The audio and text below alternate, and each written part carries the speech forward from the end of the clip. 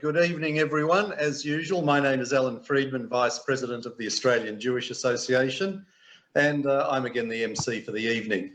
Good evening also to David Adler, President of the AJA, and Ted Lapkin, our Executive Director, and to our special guest for tonight, YUVAL ROTEM, who we will introduce in a moment. The format tonight will be as before. David will be speaking with YUVAL until 8:30 p.m, at which point we will open up the discussion with a live Q&A session from the audience. So please have some questions ready. Now, to ask a question, I would like to remind you to indicate this to us by clicking on the participants icon on the bottom line, and then click on the raise hand icon, or if you don't have that there, the green tick along the bottom. The chat function is available as always, so feel free to send messages to the audience during the discussion. Now, to introduce our guests for tonight, I'm going to call on someone who has known YUVAL for many years. So could this person please do our introduction? Thanks, Alan. YUVAL ROTEM has had such a long career, it would take me an hour to go through it all. So I'll just mention some of the highlights. YUVAL joined the diplomatic corps in 1985 and was first selected for an overseas posting in 1989, where he served as chief spokesman for Israel's permanent mission to the United Nations and also for the Consulate General of Israel in New York. Upon his return in 1993, YUVAL became a senior assistant in the office of the Deputy Foreign Minister.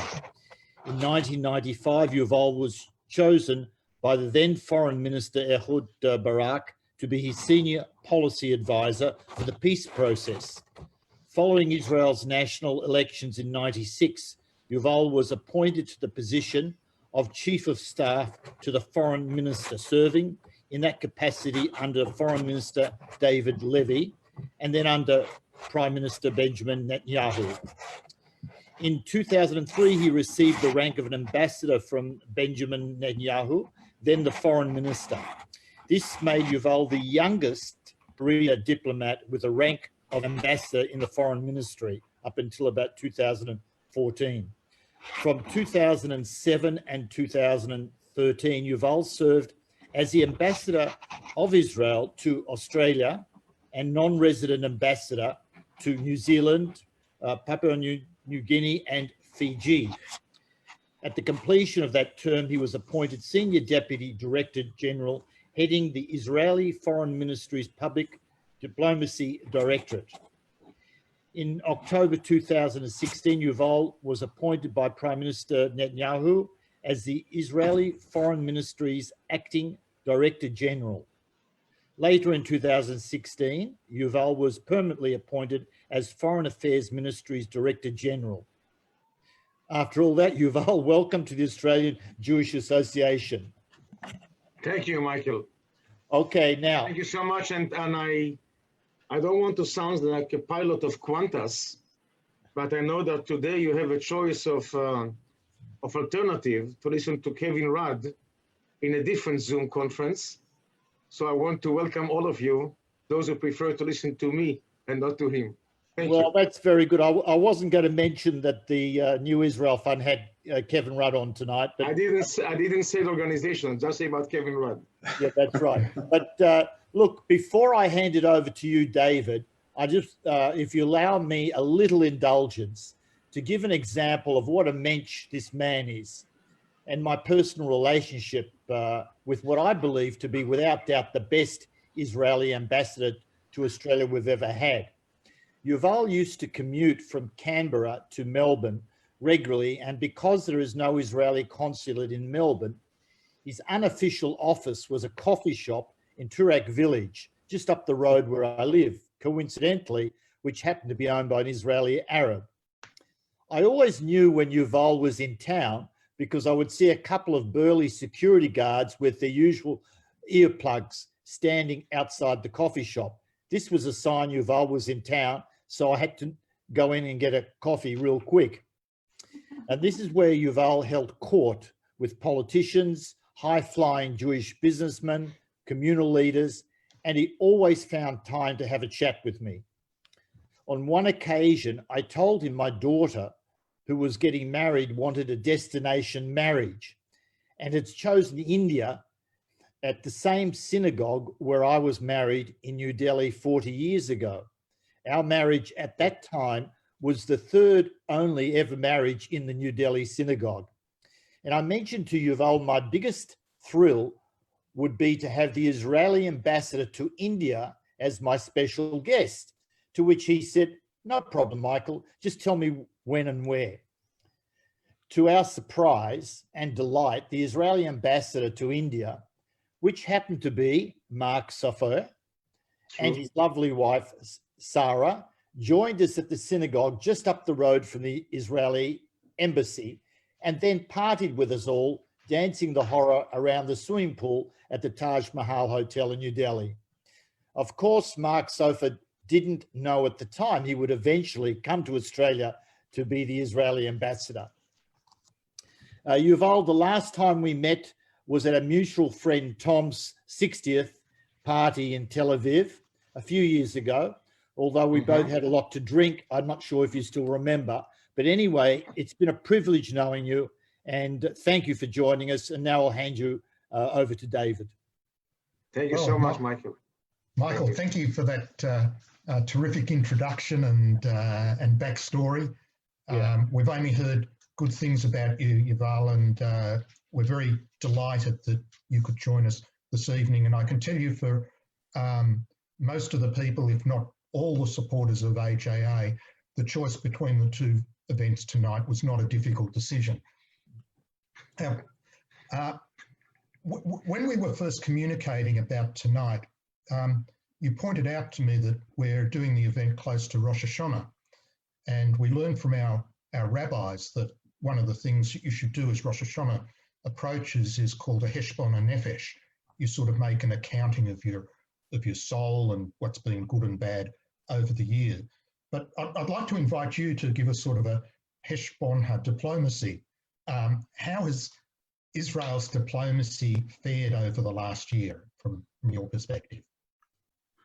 Well, I think, first of all, again, thank you very much for inviting me to this Zoom conference. I feel very comfortable to talk about Israeli diplomacy in 2020. On the eve of 5,781 years since the creation. But I want to say that I think that overall we can look backwards in a sense of pride. That with all the difficulties that we had, that has nothing to do with Israel, with the introduction of COVID-19 as of early of 2020, you were able to maintain a very solid point of strength of Israeli diplomacy, which is basically a continuation of what we were able to accomplish in 2016, 17, and 18. 2019 was basically a year that we didn't have much to do, given the fact that we had about 3 election campaigns and 500 days of political impasse. So I think that you have seen a revival of a sign of activism in Israeli diplomacy, realizing that to some extent, this is maybe the best time we ever had. The number of relationships that we had formally with countries is going to be, as of next week, on a new record. We never had 162 countries or nations that have formal recognition of Israel. And as of next Tuesday, we are going to add one more, which is United Arab Emirates, which is, I think, to some extent, it's almost the cherry on the cake, reflecting what we have done in the last 4 years, realizing that Israel has a new elements that we need to use in order to advance the cause of the Israeli interest, and above all, I think, to unleash by far more assertive diplomacy than the one that we have done, let's say 10 or 15 or 20 years ago. So I think that in retrospect, with all the difficulties that I've mentioned, you have seen now a new, I would say, I don't want to say influx, but definitely a new activism of Israeli diplomacy. You've seen new traffic of foreign ministers coming to Israel. This week we have Romania and Croatia.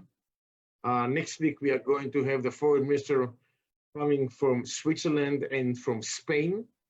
There is a new momentum of activism, which is basically consolidate the accomplishments that we have attributed to what we have tried to do differently since 2016. Yuval, I want to focus for a moment on the Arab world. Yes. And the arrangement with UAE, the announcement, of course, has been broadly welcomed.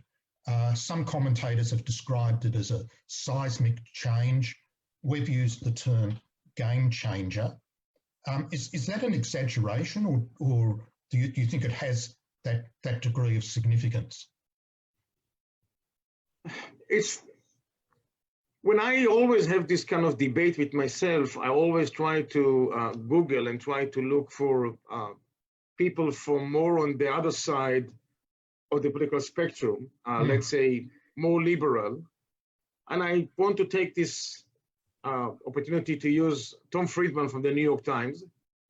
First of all, the media outlets, and then the individual, who has been known to criticize Israel on many occasions because of certain policies. He called it huge. Yes.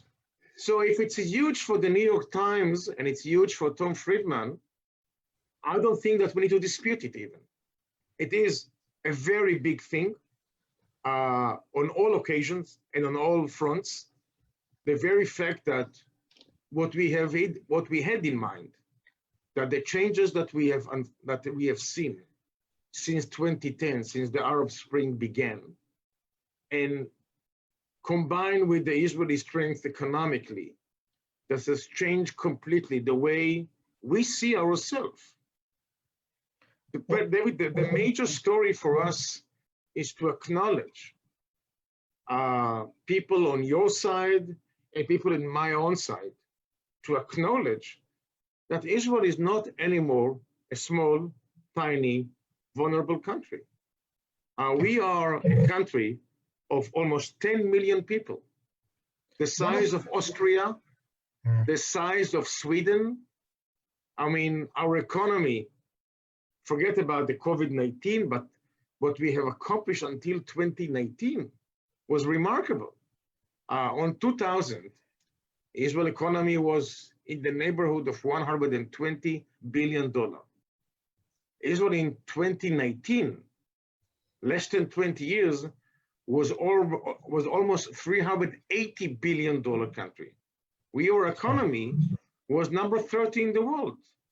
So with the size of population, with the size of the economy, we need to understand that we are, in a way, a medium-sized country in the Middle East. And if you add just one more, if you add a bit of Israeli chutzpah into both two elements, you can really pursue a new agenda. And the story of the Arab countries in the Gulf, yes, realizing that so many elements strategically have changed for them as well, was for us, I think, an element of seizing the moment in a big way. And but I will continue later. Yeah, please go on. One of the things that surprised us, maybe because we're not as close to it, is the reaction of some of the average Arab citizens, the positive reaction that we've seen on social media, on all sorts of messages. I'm going to play a a 30-second video just as an illustration of the sort of thing I'm talking about.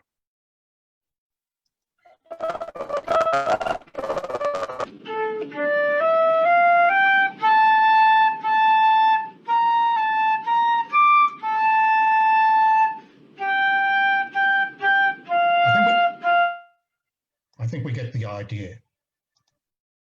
David, when we there's since lots of I these came things. back from Australia in 2014, I was in charge of Israel public diplomacy branch. Mm-hmm. And one of the major things that we have done under my own time or my own idea was that we are going to have a very significant Arab language outreach through all the social media outlets that can exist, whether it's Instagram or Facebook. And when you look at the Israeli numbers in 2020, we are on a monthly basis. We have about almost 200 million impressions every month.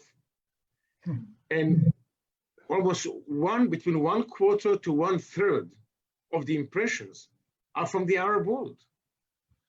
So we have done and built a medium or a venue to reach out in a non-political way to any average Arab guy out there. And I think that given what is basically at stake here, given that the Arab Sunnah countries have a lot to do with us in terms of mindset, in terms of way of thinking, in terms of analyzing who is the bad guy and who is the good guy in our neighborhood. Yeah. So they, I think, to some extent, and I can share with you my own visits in UAE. I have done 4 only in 2019. I can share with you that you don't sense an area or a landscape of animosity or adversary or hostility. On the contrary, I mean, people are looking to see in what way we can find some roads of cooperation and collaboration. In the end of the day, when they wake up in the morning in the Emirates, when they look eastward, they see Iran. So when they ask themselves where the threats come from east or from west, Sure. I think they come to a conclusion that the guys in the west, namely Israel, might be more friendly than the guy from the east, namely Iranian. So I think that what you have seen overall, when you take all the block of the Gulf states, and you know that there is a big mama there, I mean Saudi Arabia, and they have some little more daughters working together, realizing that there might be some more approachable elements in the relationship or accommodation to the relationship when it comes to Israel. I was with the Prime Minister in Oman in 2018. Right. I was welcome officially to come to the Emirates, to the Arab Emirates, about 4 times in 2019. To do what? To be able to pull the strings to get an invitation for Israel exhibition in Dubai, Expo 2020. The story is always not about the invitation. The story is always about the reaction to the invitation from other Arab countries. The same thing over here. It's not about next Tuesday's ceremony in the White House. I would like you to listen to the reactions of the other Arab neighbors to this kind of event. We do. Who is going to oppose it? Yeah. Who is going to support it? And who is going to be on the sideline? that's on its own right will give you a very good indication of what they think about us. Yuval, I'll ask you two things that follow on from that. Perhaps symbolic of that was that the Palestinian Authority tried to get an emergency meeting of the Arab League and was knocked back. So maybe that reinforces what you say. But are you able to comment on at least press that maybe Bahrain? Can you maybe, sorry? Sorry, can you repeat this? I'm sorry, I didn't hear you. There was a. Okay. Can you repeat this? Comment about what? Do you see any other prospects? The media has been speculating that maybe Bahrain could be in agreement with Israel in the near future. Other countries have been mentioned as well. Are you able to comment on anything in the pipeline?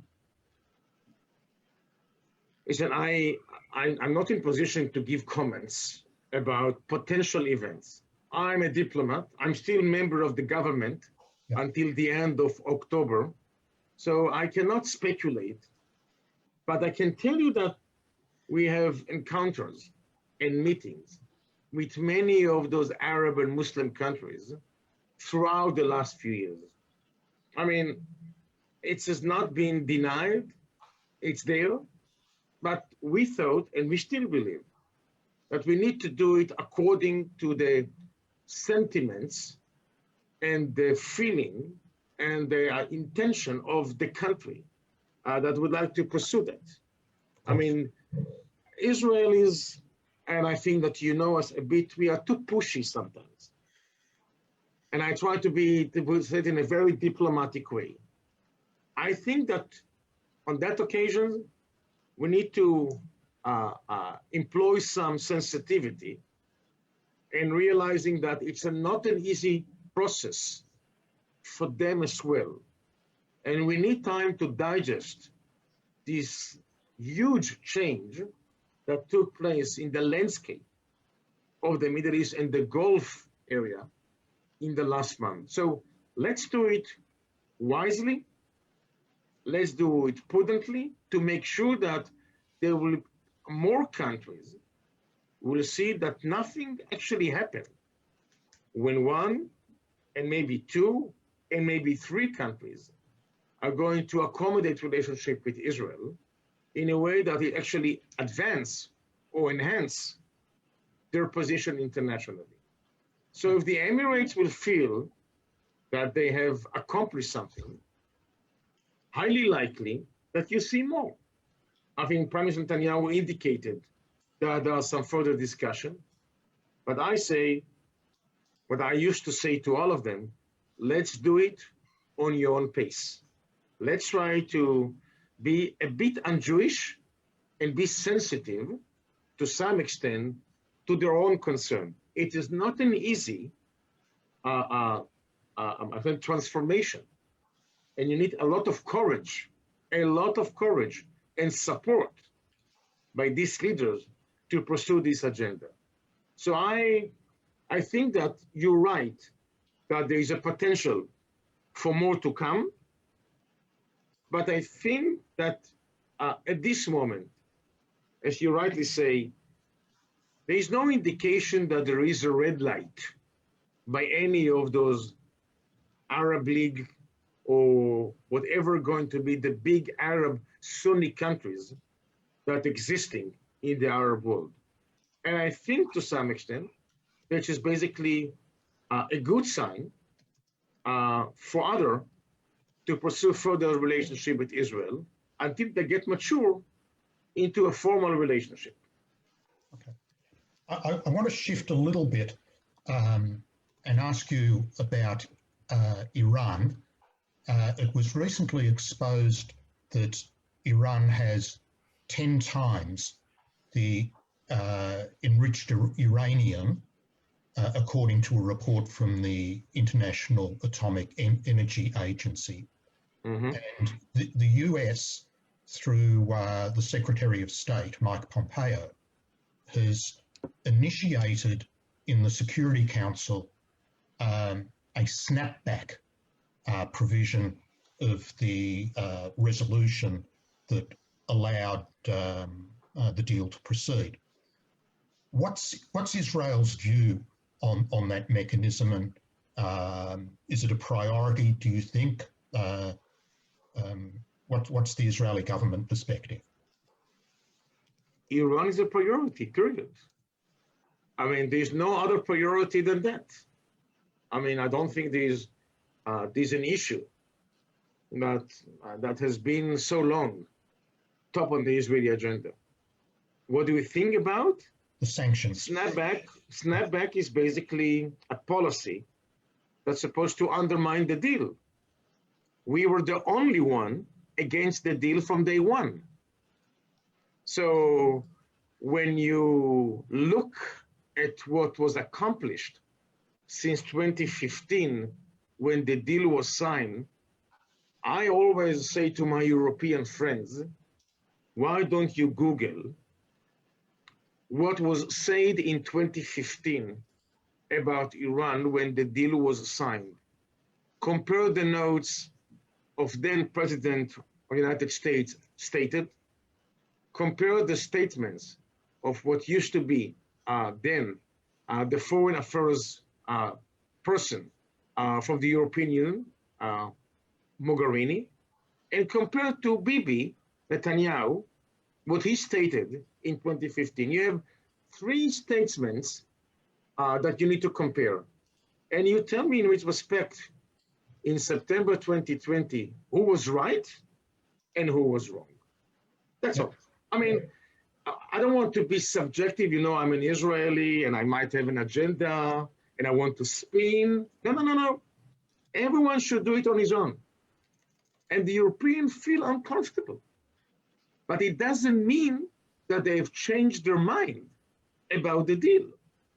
And this is why it's so disappointing to see, because the snapback is a direct outcome of one of the embargo that is going to be lifted in October 18 because of the deal. Because the deal in 2015 indicated that by October 18, Iran is going to be able to purchase conventional weapons from everyone. So that means that when the Gulf states, those who are neighboring Iran, what they think about that. So surprisingly so, all the Gulf states communicated with the Security Council a letter. By the way, that's the first letter that Qatar and the Emirates and Saudi Arabia signed, because, you know, there is a big rupture and there is a big debate between Qatar and the others.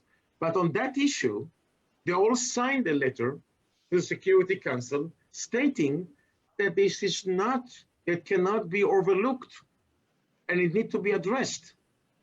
The difference between 2015 and 2020 is that, unlike in 2015, we are not alone in understanding what Iran is up to.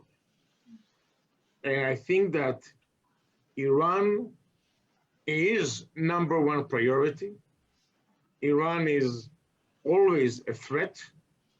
You know, part of my discussion with my counterparts about elements of moderation with respect to Iran. David, I always ask them one question. Give me one place, one time, that when Iran was introduced to a certain place, they brought tranquility and peace. If you find me this place, I may change my mind. But Iran is not a peaceful actor. They want to change the status quo. And I think with this respect, we have done well with some of the Arab countries by providing, or by coming to term that we, on that issue, we are on the same page. And when you are on the same page politically, and strategically, it might have consequences on bilateral relationship. Okay, look, thank you, Yuval. I'll get you to comment just on one last thing, but I want to let our group know that we have been approached directly by Mike Pompeo's office to lend support to the US efforts for snapback. I'm not sure what we can do, but we'll, because Australia's not really a major player, but we'll at least make sure that people are informed. The issue I wouldn't underestimate Australia's position on any issue, because you're part of the G20, yeah. You're part of the Five Eyes, you still have a lot to contribute, and you're very much respected internationally. So I think one of the most important elements is on that issue is to give the American a sense that they're not alone in this contest that we have at this stage with respect to Iran. So if the top 3 European allies don't see it eye to eye with America, we still have some other actors and players that can extend their hand of support to the America. The easiest thing is to be inactive. But I want to tell you one thing. There are moments and there are hours politically that inaction is not a luxury that you can afford yourself. And I think that's what you have seen in Syria. Because what we have seen in Syria throughout those years, unfolding from one disaster into another, inaction, as was employed by many players, left Syria to be occupied by Iran, by Turkey, by Russia. I mean, when you think about that, 10 years ago, if we had these kinds of Zoom conference, we would discuss Syria in a different way. So how do you analyze what happened to Syria throughout the 10 years? One action, inaction. One item, inaction. Inaction is sometimes not an option. Okay. And I think Iran, inaction is not an option.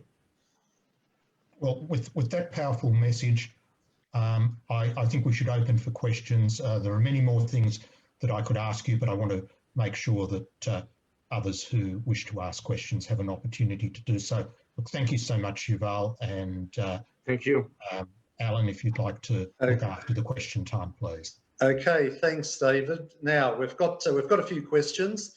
Ted had his hand up first, and then we'll go to Helen and Alex. So Ted, please fire away. Yeah, thank you. I have a question about Europe and the hostility, I would argue, shown by the EU, the motivations for it. I think some of it is residual anti-Semitism that's just part of European culture. I think some of it is, particularly in the case of Germany, it's this kind of pathology. If they point at the Israelis, then what happened during the Second World War? Well, they're not that bad. But the most interesting explanation I've heard came from Daniel Hannan, the British conservative former MEP, and he said that the entire edifice structure of the EU was basically a revolt against nationalism because of the European experience during the first half of the 20th century.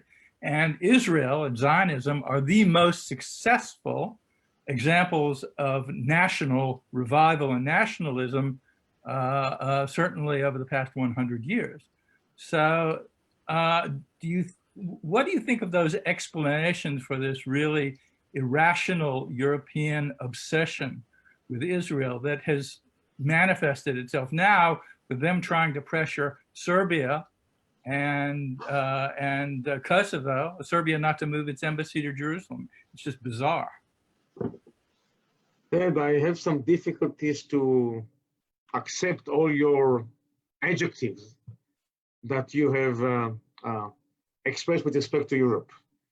I think that we now have a more diversified approach to Europe, something that we have built gradually since 2016 with respect to Israeli diplomacy. If you want to take the entire block of the 27 countries and relate to them as obsessive, whatever going to be your expression, I don't accept it. I don't agree with it. I think you have different voices in Europe. I think we have developed access and connections and understanding with many European countries and leaders. I think that you have seen by far more support of Israel in the last few years in Europe. There are some difficulties, but I would not add so quickly more enemies to the list of Israel, because I don't think they're enemies. I don't think they have a strong anti-Israeli sentiments. I think many of them have some understanding about Israeli concern, and I think that we owed this dialogue. What the COVID-19 did to the EU is something that we don't yet fully understand, but there are new voices within the European Union, because two of the most prominent elements of Europe, Italy and Spain, given what they went through in the last 6 months, has brought both countries to have a different view about the structure of the European Union, whether the moment of truth, the moment of death and life, Europe was there to help them. Who was there for Italy in the beginning of the crisis? It was Russia, it was China, but it was not Brussels. Now, I don't say that. I'm just quoting Italians who openly say that. So I don't think that strategically we understand fully what the COVID-19 has done to school of thoughts in Europe. But I think that we still have two elements that we need to address as Israelis. The left wing in Europe and the right wing in Europe.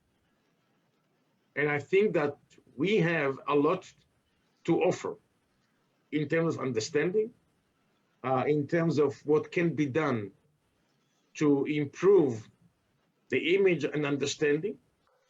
And I think since the Palestinian issue has been sidelined for quite a while, and other strategic elements have emerged, you've seen more and more European, I don't want to say side with Israel, but at least understand more Israeli point of security and concern when it's come to certain issues. When it comes to Hezbollah, you have seen some progress in Europe that was not there a year ago or 2 years ago. UK, Germany, Lithuanians. Ted, don't underestimate this kind of change in some European approach, because that's an indication that even though it's not maybe the pace you and I would like to see, but there is a movement towards the right direction. And their policy with respect to Serbia or Kosovo, Kosovo is something that many European countries recognized many years ago. We were the one who did not recognize Kosovo because of the other issue with respect to the Palestinians. Whether the embassy is going to be built in Jerusalem. That's the European Union position. It was always the case. But the most important thing is to think about that even though Jerusalem was officially recognized by America, that I think the most relevant element for Europe to some extent, especially in the Western side of Europe, I think it's difficult for them to fully grasp the change in the Middle East. You remember Oslo? Oslo was, to some extent, comes to terms with the European concept and perceptions about how negotiations should be taking place. We had issue with the Palestinians. We were negotiating with them. Oslo Accord was signed in 1993. There have been some kind of exchange. That was, to some extent, what Europeans had in mind too. Now, when there is no dialogue between Israel and the Palestinians, even at that time, that there is no dialogue, still Arab countries are willing to extend their own hand to peace with Israel. This is not exactly the dynamic that has been pretty much rooted in the mindset of Brussels.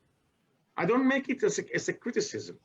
I'm just making a fact that today we are doing things with or without European consent and pursuing our own advantage and our own agenda and our own interest in a certain way. And I don't believe that European participation in the Israeli politics is always bad, is always negative, or it's colored with some extent of anti-Semitism. Europe is an indispensable element for Israeli well-being. And there's an element of us that need to reach out to Europe. There's no way you can give up on Europe. Europe is too big, too close, and too strategic to Israel. Okay. I think we'll try and get through as many questions as we can. Please. Helen Shardy is a well-known name in the Caulfield area as a former member of Parliament. So Helen, please unmute yourself and ask your question. Okay, I'm unmuted. I also have known Yuval for quite a long time, and I visited him a few times in Israel. I just want to ask a couple of elements around this agreement. First of all, what is the way forward if the presidency of the United States changes? I assume from my experience that there should have been, or there would have been discussions and negotiations with both the Republicans and the Democrats, although that's not obvious. The other element I wanted to just ask about is some people think it's or have said this agreement is a slap in the face for the Palestinians, but others say that it's the one action that might actually bring the Palestinians to the peace table, because they might actually have realized that they can't be used as a stick in relation to the Arab states manipulating Israel. In other words, they've not been at the table. The Palestinians have now possibly realized that they're no longer that important to the Arab states, but that the Arab states are much more concerned about Iran. So how do you think that will all sort of work through? Will the Palestinians now take steps towards peace? The question number one, I mean, you don't expect any Israeli to make any preference over American election. We have done and we work with both sides of the aisle all the time on any occasions. And I think that when you look at that, at the past at least, I think Joe Biden has a very long year of track record of element that can be very encouraging with respect to Israel. I myself hosted Kamala Harris about 2.5 years ago in Israel. She came for 4 days to listen, to learn about Israel. She has been in LA. She is from California. She is married to a Jewish gentleman. I mean, I don't think we need to overstate. In the end of the day, there are certain American interests at stake in the Middle East. And there are some changes, there are some nuance, but I think overall, we all understand that there are some different emphases to that extent. But I think that overall, there's a good dialogue between Israel, its embassy, with respect to the Jewish people, with both sides of the aisle throughout those years. So that's number one. Number two, I think the most important element for the Palestinians, and I think David mentioned that when they try to bring about the regular spiel of condemning Israel by convening the Arab League to undermine Israel and the Emirates, it didn't work out, period. So I think the most important element out of all this is that the Palestinians lost their ability to veto Arab countries' steps, conduct, and behavior. I think this is the most important and relevant what we have seen. It's not about a slap in the Palestinian face, it's a reflection of the new reality in the Middle East.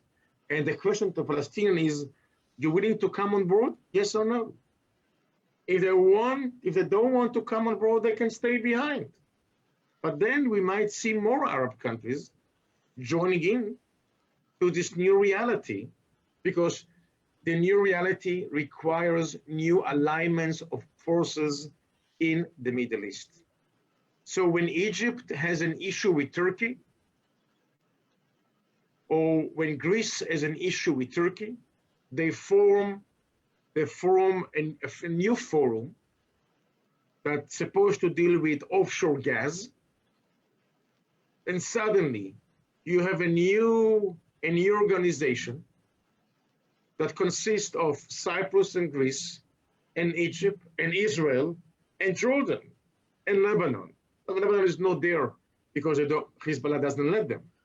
But for the first time, officially and public, you're in Cairo with President Assisi hosting us for first time we are invited to be a party of a group that's supposed to advance a cause that has nothing to do with intelligence or with military stuff, or it's about gas.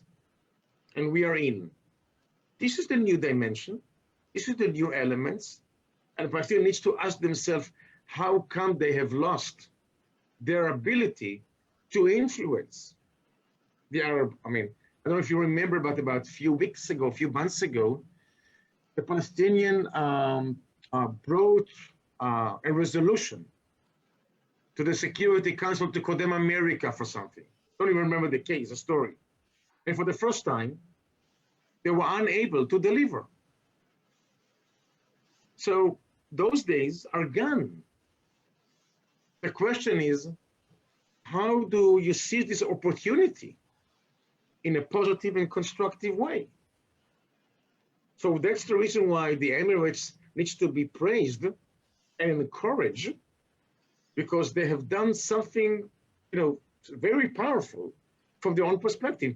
They take upon themselves a risk politically and strategically, because Iran is against this idea, Turkey is against this idea, and the Palestinian is against this idea. The Palestinian, again, are siding with the wrong side of history. If you remember, they were supporting Saddam Hussein. And now they're supporting Iran, and they're supporting Turkey. So my point of view when Ismail Haniyeh goes to meet Mr. Nasrallah from Hezbollah, how do I need to interpret this? Not me, the Arabs. Because Hezbollah has been recognized by the entire Arab League as a terrorist organization. So now you have an element of the Palestinians going into Beirut to see Nasrallah. I mean, I always form a view about Nasrallah, but the Arabs formed only lately the view that this guy is a terrorist. I mean, even Europeans have some difficulties to recognize him as a full-fledged terrorist. They distinguish between army, I mean, the military wing or the political wing. But over here, the Palestinians will have to make a decision and side with someone. If they're not side with the more moderate dimension of the Arab Sunni countries, they don't need to side with me, at least side with the Emirates. But if you want to side with Nasrallah and Iran, that's not a good recipe for the future of the Palestinians. Okay, thank you. We've got Alex, then Leon, Reuven and Terry if we've got time. So Alex, please unmute yourself and ask your question. Yuval, shalom. Shalom, Alex. Shalom. Before I get to my main question, I just want to ask you, I spoke to Danny Danon fairly recently. As you know, he has the opportunity to become the next ambassador in Australia. Is there any news on that? Do you know whether he's going to take it up or whether someone else has been nominated? No, I don't have any. There has been some consideration about him being the next ambassador, but as far as I know, it was not yet on the table of the government for decision making. Right. Okay. So my main question is, with rights for any country to fly over Saudi Arabia now between Tel Aviv and Dubai, is it a sign that Saudi Arabia may themselves do the same kind of deal as the Emirates? And does it mean now that, say, an airline like El Al or Qantas could fly directly from Melbourne or Sydney to Tel Aviv, or would they have to stop in Dubai? Is the agreement only fly over between the Emirates and Israel? Are you representing Qantas here or El Al? I don't know, whoever gets me there faster. So let's answer it one by one. This is private assessment, okay? Yeah. But throughout my career in the ministry, many of us came to this conclusion that none of this progress could be achieved without some kind of understanding from Saudi Arabia. I mean, no country in the Gulf will do anything against the will of Saudi Arabia. So when the Emirates are basically moving forward, it means that at least if they didn't get, I would say, didn't get a red light from Saudi Arabia, they interpreted it as a green light to move forward. This is, I think, the most important element to understand, that without some degree of understanding, there wouldn't be most likely a deal. This is my own personal idea. Now, because they're all on the same page strategically. Now, the permit that was announced need to be yet worked out what exactly it means. It looks pretty positive, but the practical implementation is going to take a few weeks to understand. And it depends on the Emirates' reaction, for next Tuesday, how it's going to be accepted and by other Arab countries. I think there is some more tests that we all need to go through until there's going to be a more solid ground to move with more steps into this into this direction. So I cannot tell you whether it's Qantas can fly over, but I think that the moment the taboo is broken, there is likely to have more attention spent with the guys in Riyadh. But the question is, to what extent, I don't know. Okay, we're coming up to time. We'll take one more question. Reuven, it's you, so please unmute yourself and ask your question. Good evening. My question is similar in regard to Saudi Arabia. I'm getting vibrations and messages that it may want to also do a peace treaty, but the sticking point is the Palestinian, that they want the state of Palestine, all this business. I don't know. It's coming from two different directions.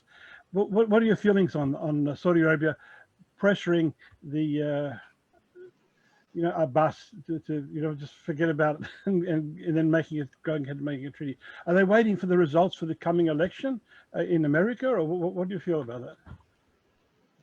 Well, I don't think the Saudis rely exclusively on the election in America. I mean, there are many countries that are waiting to see the outcome of the American election. Iran is one of them, for example. This is a big call for Iran to see how they are going to relate to the outcome of the election in America. I think many of Israel is one. Many of the Arab countries are the same. So I think that you're right, that we might be to some extent on hold, many of us, in terms of daring or initiate steps before the upcoming American election on November 3rd. We are less than 60 days now for the election. So I think there is something about what you say, that we might not see momentum until we fully understand what we are up to as of November 3rd. It's an option that we cannot rule out, and I think there is something that we need to consider. About the Saudis pressuring the Palestinian, I think that you're giving Palestinian way too much weight, because I think that at this moment, when you look at the Arab countries, each and every one of them has its own difficulties to address, whether it's Lebanon or Syria or Qatar or Saudi Arabia or Yemen or Libya. I mean, the story of the Palestinians is that even if they have their own difficulties, their brothers have also difficulties to deal with. So I don't think that the issue is about pressuring the Palestinians. It's more about containing the Palestinians, not to undermine with rhetoric or with, I don't know, with terrorism. I don't know what. But the very fact that even an Arab League summit cannot be convened, unlike before, it gives you a sense that we are not on the same page that we used to be a year or 2 years ago. At this moment, all the eyes is primarily on Washington to see how the ceremony with the Emirates is going to take place next week. And from that, you're going to see some small steps of some Arab countries. Everyone is going to try to advance his own cause. The Palestinian, I think this is the final story for all of us to understand, Palestinians lost their veto power over decision-making of Arab countries. And this is why there's no need to further pressuring them. To do what? To let me to do something? No, it's over. I can do my own things without consulting them. Yeah. So the more they can do is to condemn. But they are basically condemning me, and the area or the people or the country that they're supporting is basically Iran or Turkey. And you don't have real Sunni Arab countries that dare to negate this idea of having a deal with Israel and the Emirates. Okay, thank you. Look, it's a fascinating discussion, but we've actually come up to time. We'll have to invite Yuval back again to continue this. David, do you want to just say a word of thanks for Yuval, and then we'll just quickly let people know what's happening next week. Okay, well, Yuval, there is so much more that we could have discussed, and we appreciate you making your time available and with your depth of experience and knowledge. Maybe we can convince you in a few months to have a virtual return visit, and we look forward to actually having an AJA delegation visit you in Israel when it is possible to do so. So I'll just conclude by showing people what's happening next week, which is that you can see there the details.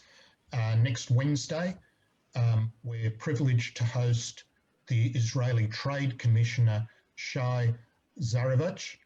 And there's a question, a sort of a seed question we're going to plant, which is, did you know that there are now 21 Israeli companies listed on the Australian Stock Exchange?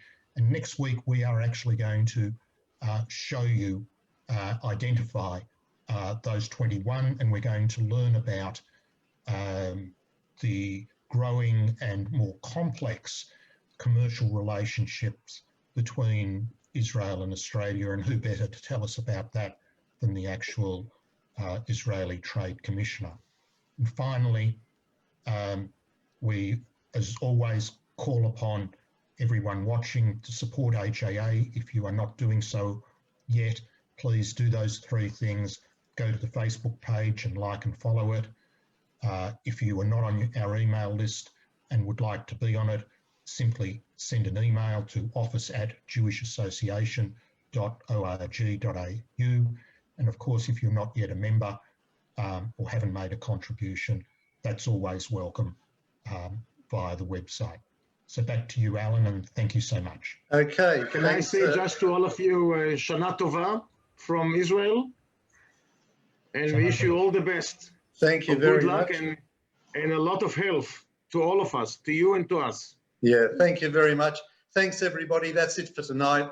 Sorry we couldn't extend it any further, but we will try and do it again. So until next week, we'll look forward to seeing you then.